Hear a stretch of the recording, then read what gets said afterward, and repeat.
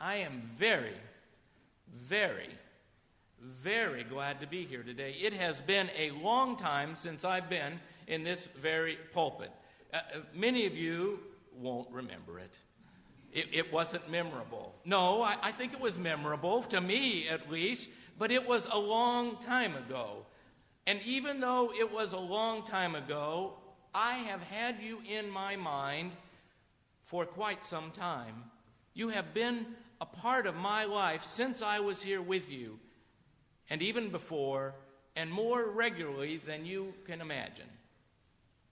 A few years back, there was a promotional video done at Eden Seminary, and a speaker used this great phrase about Eden Seminary. I like it. It goes like this: Eden has exercised a disproportionate influence.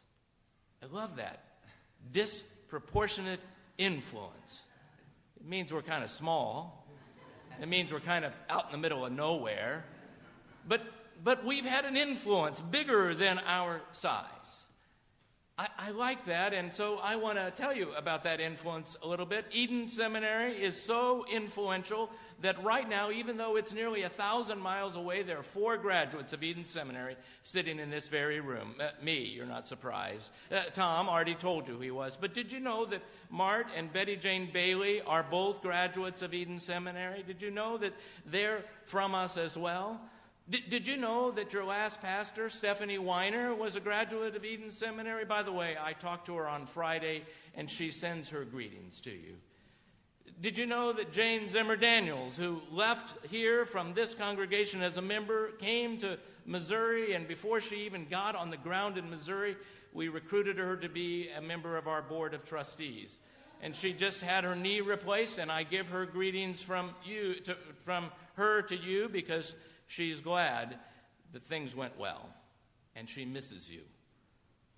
Did you know that Ralph and Sue Quellhorst were Eden connected? Ralph, a graduate. Sue, who you may know, was the director of the Early Childhood Center here back in the 80s, I think, and just recently died. And I was with Ralph at the funeral in Ohio, and he knew I was coming and wanted to be sure that his greetings were sent also.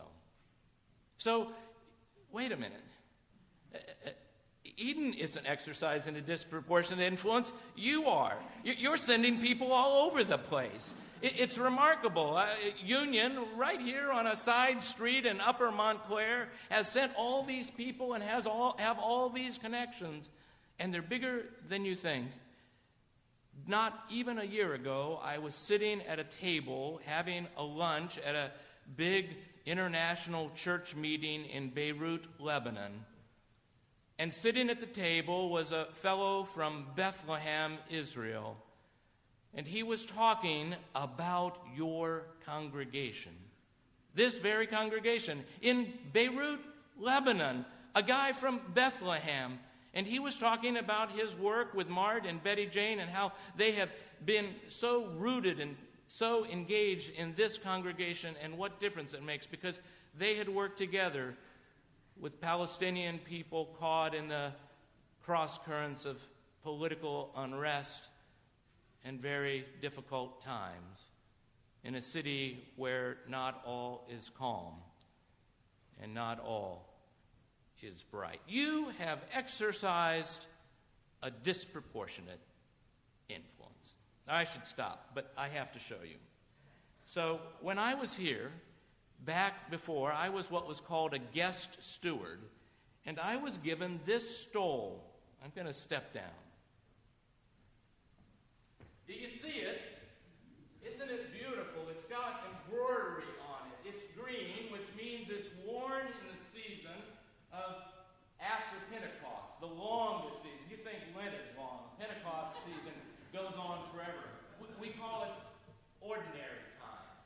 And I ordinarily wear this stole, made for me here, and right next to me it says, presented to David Greenhaw, guest steward, growing our faith, November 19, 1995. I told you it was a long time ago I was here. Union Congregational Church, Upper Montclair,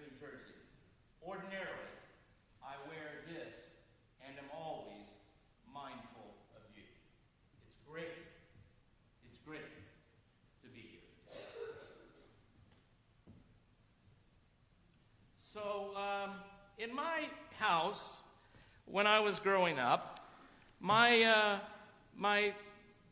family had something we called the workroom.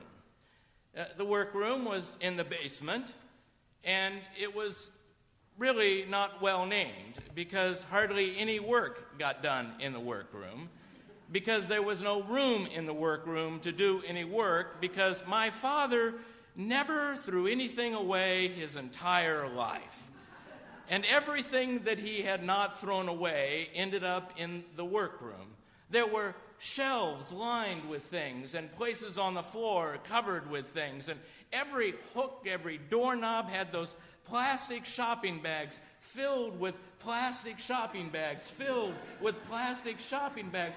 One bag was nothing but shopping bags. He saved everything. And yet, if you needed something, you needed a flathead sheet metal screw about that long, he would go into the workroom. He'd walk through the junk, and he'd come over to a shelf maybe or somewhere on the floor, and he'd pick up an old rusty coffee can. He'd take it over to the workbench and shove everything off the workbench and pour the contents of that can onto the workbench, and he'd fish around through it, and there he'd go, I think that'll work. And sure enough, it was exactly right. He always had the little piece or the little part you needed for anything. I asked him often why he didn't throw this stuff. He said, well, you never know, it might come in handy someday. For years, I actually thought my father learned this from his father, who also had a workroom. His was a barn, though, and it was floor to rafter with so much junk. At least my father contained it to a single room, not a full outhouse building. But it turns out that maybe my father learned this from his mother, because one day we were riding in the car. You always had to ride in the car with my grandmother. She never drove, never once her whole life. We were going to town. When you went to town, my grandmother always got out her best dress. And she put on her white patent leather shoes, and she carried her white, oversized patent leather purse with a big gold buckle on it. And there we'd go to town. And on the way back, while we're riding back to the farm where I spent so many wonderful weeks as a kid, she stopped us one day and she said, oh, look, there are gooseberries. They're in just right. Let's go get some. So we pulled over, and she was right. There were gooseberries. I don't know if you know gooseberries. They don't taste very well. They taste just fine. 1 part gooseberry, 8 parts sugar.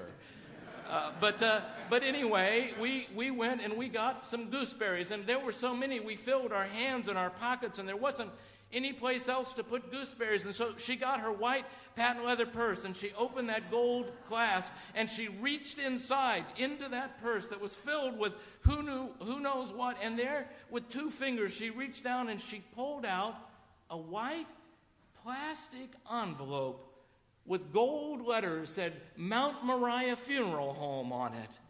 And inside that envelope was a little plastic rain cap folded in an accordion style. And she took that rain cap and she shook it, and when she did, it was a wonderful gooseberry basket. And do you know what she said, don't you? You never know when something just might come in handy. Ezekiel is preaching to a people of God who have lost everything. Everything. They've lost it all. They have lost their country, they have lost their home, they have lost the order, they have lost the family structure, they have lost everything. They have nothing left. And he comes and he speaks this marvelous little prophecy that we have heard today.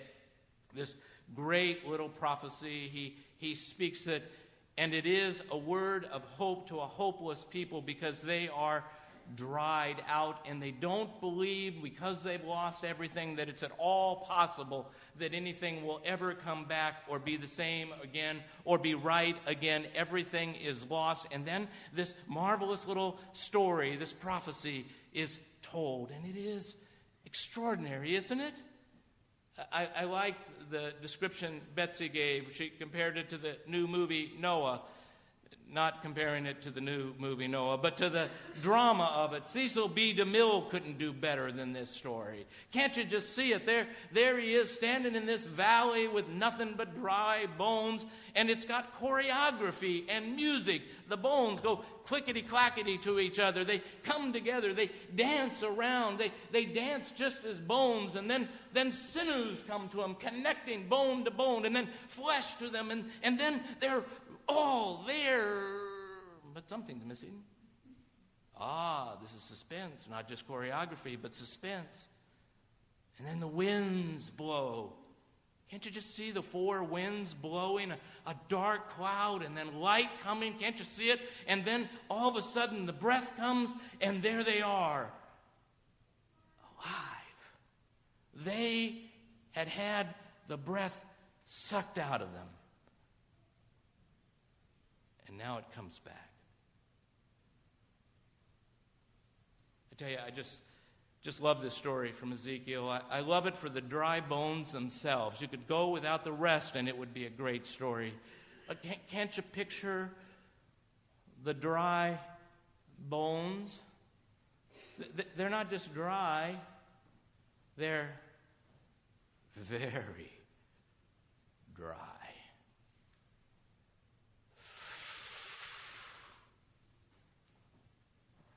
Everything's gone.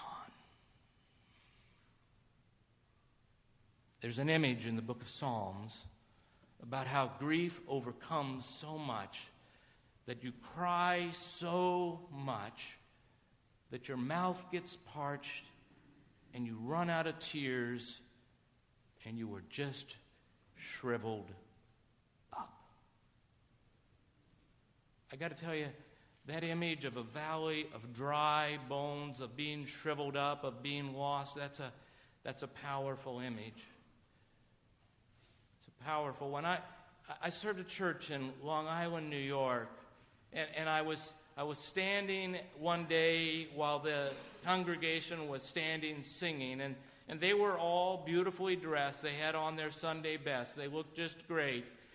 And I looked out over the congregation, and I knew so many stories about their lives. There they were, dressed. They looked just fine. It looked like everything was just fine, but it doesn't take much to look right below that and know that they're just a bag of bones, barely being held together, hardly with enough energy to have gotten to church this morning, hardly with enough to get by because so many things have fallen apart in their lives. So many things that look all right from the outside aren't all right from the outside. They have lost someone they've loved. They've lost a job. They've lost something. They've lost a possibility of a future. They have lost hope. They have hardly anything left. I remember so many of their stories looking at them, and I thought, the average person walking along wouldn't know the way it is, but it is this way for so many of us so often.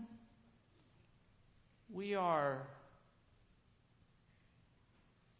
dried out.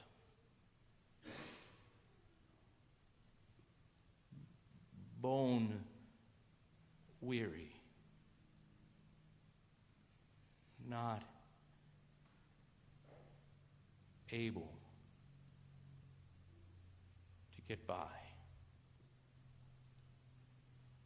I love that image of the bones. For that alone, it's worth having an old coffee can and keeping that image around. Keep that in the bottom of your purse. That one will come in handy someday, because someday, maybe not today, your bones may not be dry at all. You may be feeling just great right now, but it has not always been the case, has it? And if it has, I hate to tell you, but it won't be that way forever. Keep that image handy. Well, we could just stop there. But Ezekiel doesn't. Ezekiel goes out into the middle of the dry bones, into a people that have lost everything, who are absolutely hopeless, who have no possibility of anything left. They have lost everything.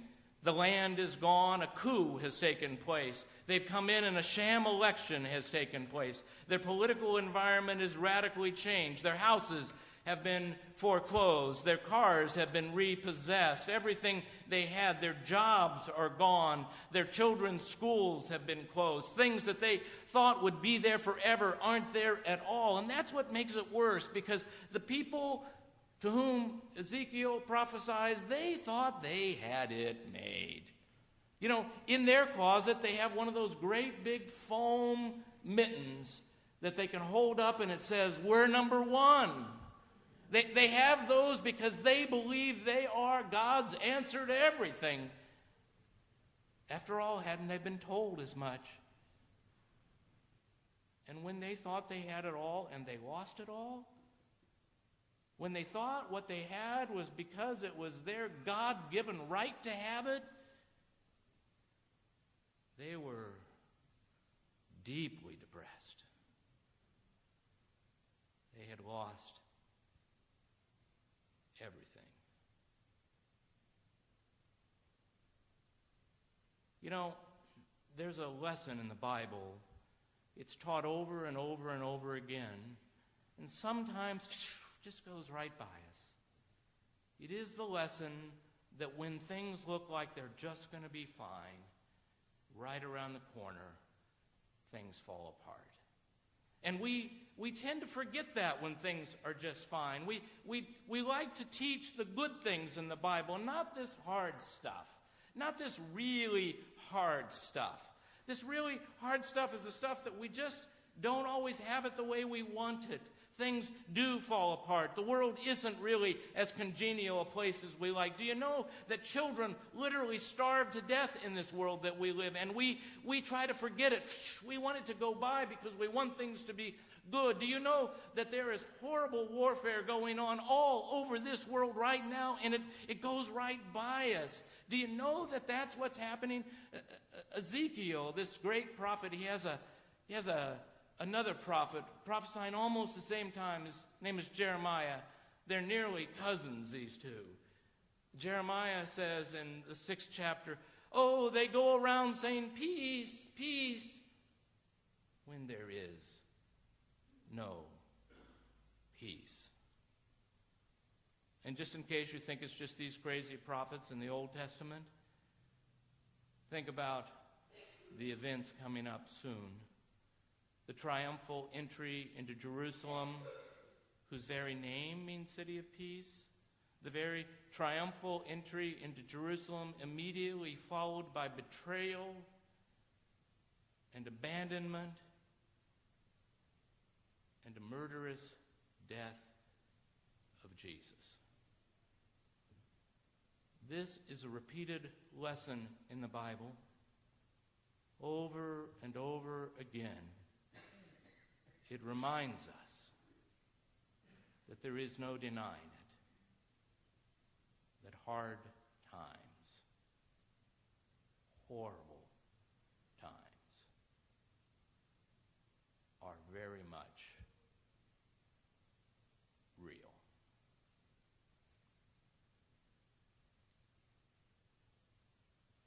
And it will not do any good if we just remember those times. And it will not do any good if we think of great times, if we don't hold the two of them together, which is what's so wonderful about this incredible prophecy, because it's not in a valley of great things that Ezekiel goes. It's right into the middle of the hardest place, the deadliest place, the hopeless place, abandoned place that Ezekiel goes and then prophesies and says this thing that God, who is the creator of the ends of the earth, has the possibility to do. That God says, you know, it's not going to have to be like this forever. It is bad now. I can see it's bad now. You are done, dried out. There's no life left in you. I can see that. But I'm telling you, I am not yet finished with you. There are new things yet to happen. I'm not yet finished. Even when you're at the driest place, when your bones barely move, when everything's sucked out of you, God has not yet finished and has a fresh new word, a remarkable word, a word of life that says, whoosh! There's wind to come, there's air to come, there's breath to come, there is new life. There is really even, it's hard to believe this, there is really even, sisters and brothers, the possibility of peace. Not a peace that ignores the reality of brokenness, but a peace that speaks the possibility of genuine sisters and brothers living together and sharing a common land and a common life. There's promise there. And so, here's what we're to do, you and me. We're to keep an old rusty coffee can. We're to be the kind of people who remember that things don't always go well, and we're to nurture that memory. We're to take care of that because you never know when it'll come in handy, and here's the absolute truth. It will come in handy because when the dry bones come, it's a really good thing to remember that they knew that these bones would be dry. But it's also a really good thing to remember what Ezekiel says as well, to be renewed and refreshed by the possibility that even in our driest moment, God has not yet given up on even us. That God has new possibilities for this world that we live in, that there is real hope, that there is a genuine possibility. No, there is a genuine promise that these bones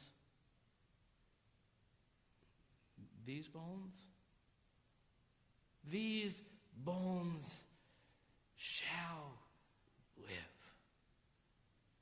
and dance and sing with God's breath in them a full-throated hallelujah chorus, that things will in fact be new, that not long and Easter will come. Praise be to God. Praise be to God. Let everything that breathes praise the Lord.